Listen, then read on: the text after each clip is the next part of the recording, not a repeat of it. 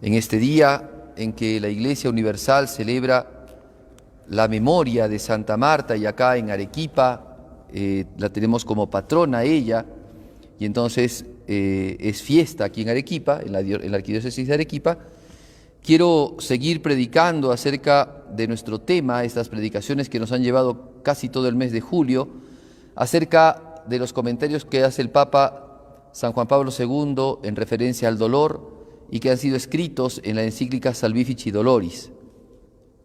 Ya hemos visto mucho acerca de esto, hemos visto la respuesta de Cristo al sufrimiento humano, esa respuesta crucificada, esa respuesta que convierte el dolor de angustia y de fatiga en instrumento de salvación.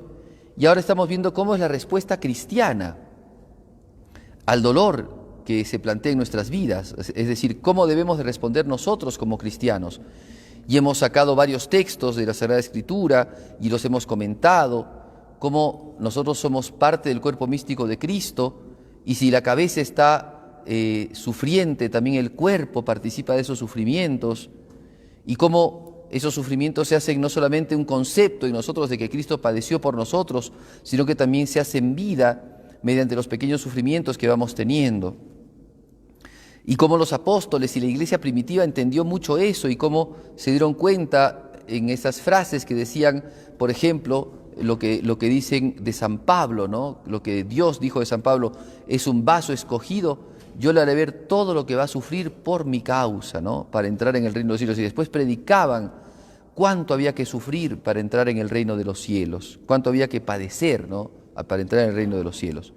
Entendían esto perfectamente y se daban cuenta los apóstoles y discípulos de la primera cristiandad de que en la medida en que ellos participaran del martirio de Cristo también iban a alcanzar la vida eterna. Por eso es que cuando pedían su vida, cuando los apóstoles entregaban su vida, hemos celebrado hace poquito a Santiago apóstol, primer apóstol mártir, estaba dispuesto a morir por Jesucristo porque sabía que si por Él morimos, como dice San Pablo, en Él también vamos a resucitar, o por Él vamos a resucitar.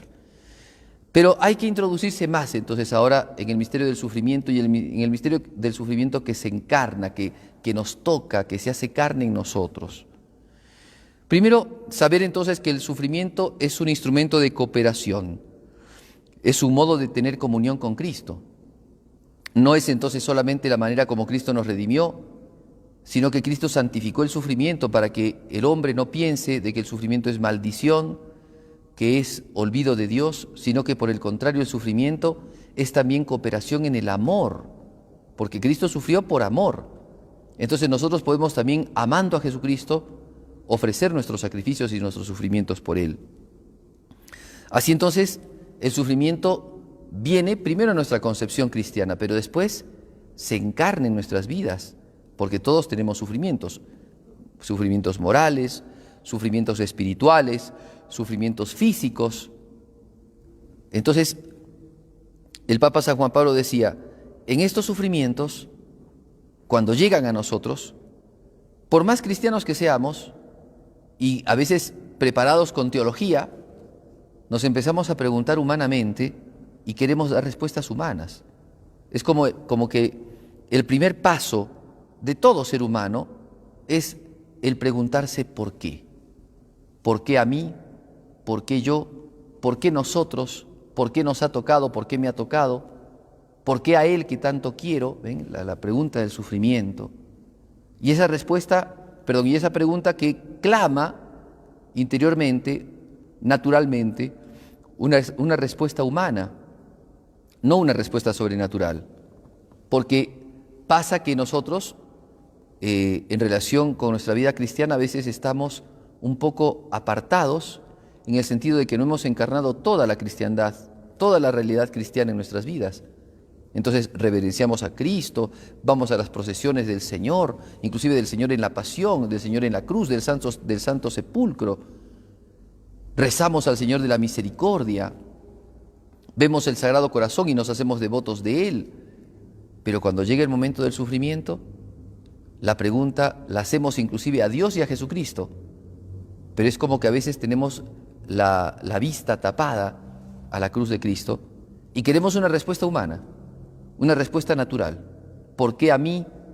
¿Qué ha sucedido? Esto es a consecuencia de un castigo, esto es a consecuencia de que Dios se ha alejado, esto es a consecuencia de mis muchos pecados. Y son búsquedas de una respuesta humana y no de una respuesta cristiana. Es decir, dándonos cuenta de que, sea de una manera o de otra, Cristo nos propone este sufrimiento por amor, para que nosotros también manifestemos en Él nuestro amor a Dios. Al principio, muchos tienen esa protesta típica. Al no encontrar una respuesta humana, satisfactoria al menos, empiezan a tener una especie de protesta al sufrimiento y de protesta a Dios. Pero al paso del tiempo, la gracia de Dios, y esa gracia que nos hace ser dóciles a la misericordia de Dios, nos empieza a responder con la cruz. Porque la respuesta, si bien requiere un tiempo, la respuesta la da la cruz. Y solamente cuando el cristiano se pone frente a la cruz, o al pie de la cruz como se puso María, el cristiano encontrará la verdadera respuesta de los sufrimientos de su propia vida. La espada traspasa nuestro corazón como la Virgen María, como también la lanza traspasó el corazón de Jesús. Los sufrimientos y las soledades y la indiferencia vienen a nuestro corazón porque Cristo nuestro Señor, por amor a nosotros, también pasó soledad, indiferencia, lejanía y hasta odios. La cruz es la respuesta del cristiano, pero esa respuesta en el cristiano y en los sufrimientos del cristiano exige un tiempo. No es de la noche a la mañana que uno acepta, que uno se afirma, que uno se asienta en el caminar en la cruz o cargando la cruz. Al principio cuesta mucho, mucha dificultad, muchas preguntas, muchas dudas, muchas, también podríamos decir, inseguridades, pero después Dios con su gracia va mostrando que ese es el camino, porque detrás de la cruz está la resurrección, porque el que carga la cruz todos los días y sigue a Cristo tendrá la corona prometida. Porque como dice San Pablo, ahora lo que me esperan a mí son padecimientos y luchas, pero sé en quién he puesto mi esperanza, y sé que en el que he puesto mi esperanza no tardará, ¿no?, en darme lo que yo le pido. Bien, entonces, primera cosa que debemos de tener en cuenta. La respuesta, entonces, a medida que pasa el tiempo, se convierte en una respuesta salvífica. Cuando el cristiano se da cuenta de que esa cruz es participación en la pasión, y que es la respuesta cristiana a la cruz de Cristo también, porque Cristo respondió al sufrimiento con la cruz. Y nosotros respondemos al sufrimiento con la cruz, pero no con la cruz, no con una respuesta puramente humana, sino con la cruz unida a Cristo, dándonos cuenta de que esto es una cruz. A veces las personas se quejan mucho de las cosas que les hacen, de las cosas que viven, de la situación fea que tienen que transitar. Y cuando uno les dice, pero ¿y tú te das cuenta que eso que estás llevando es una cruz? Recién entran en el razonamiento. Piensan que algunos defectos, que algunos pecados, que algunas cosas que van llevando en sus miserias, en sus limitaciones, en esa vida que tiene sufrimientos, que todos los tenemos, no regulan que es una cruz. Pero cuando viene la revelación de Dios, cuando entran en la oración, o cuando por un consejo escuchan que están llevando una cruz, entonces ahí sí tienen que saber darse cuenta, porque en esa situación la fe y la gracia de Dios nos llevan a la docilidad, al cargar la cruz, acompañando al Señor en ese acompañamiento de amor. El que responde a la cruz con una respuesta salvífica, es decir, uniéndose a Jesucristo, se hace partícipe de los sufrimientos. Pero esta respuesta del cristiano no es una respuesta abstracta, sino que es una respuesta concreta.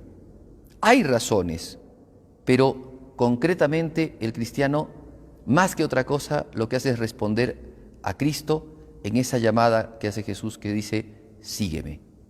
En esa llamada que dice, ven conmigo, toma tu cruz, carga tu cruz. Así entonces, el sufrimiento revela todo su sentido en el orden personal.